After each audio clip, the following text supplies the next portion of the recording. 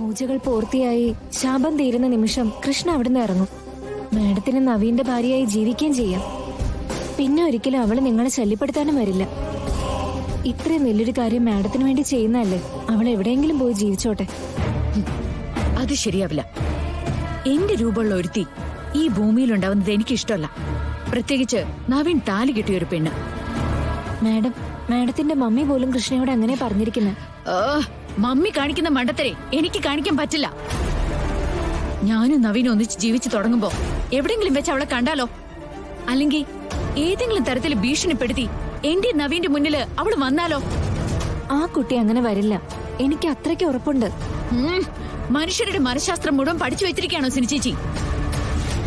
എനിക്ക് വിശ്വാസമില്ല. അവളുടെ അമ്മയുടെ ഓപ്പറേഷന്റെ കാര്യം വന്നപ്പോ ഇത്രയും വലിയൊരു കാര്യം ചെയ്യാൻ അവൾ വന്നില്ലേ? ഇനിയും പണത്തിന് ആവശ്യം വന്നാ അവൾ എന്താ ചെയ്യാ? ഒന്നുകിൽ മമ്മിയെ ഭീഷണിപ്പെടുത്തും, അല്ലെങ്കിൽ എന്നെയോ നവീനെയോ ഭീഷണിപ്പെടുത്തും. മാഡം ഇങ്ങനെ കാട് കയറി ചിന്തിക്കണ്ട.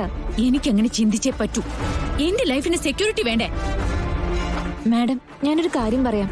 മാഡത്തിന് എന്ത് പറയാനുണ്ടെങ്കിലും അത് സിത്താര മാമിനോട് പറയാം. സിത്താര മാമിന്റെ തീരുമാനം എന്താണോ അത് മാഡം അനുസരിക്കാൻ വേണം. മമ്മിക്ക് തിരക്കാണ്. ചില കാര്യങ്ങളിലൊന്നും മമ്മിയുടെ നോട്ടം എത്തില്ല.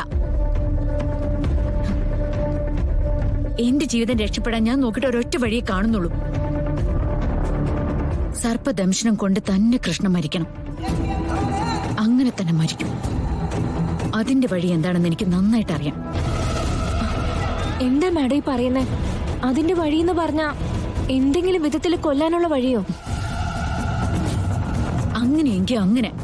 അവിവേകം കാണിക്കല്ലേ മാഡം. ഒരാളുടെ ജീവന് ഭീഷണിയാവോന്ന് പറയുന്നത് ചെറിയ കാര്യമല്ല.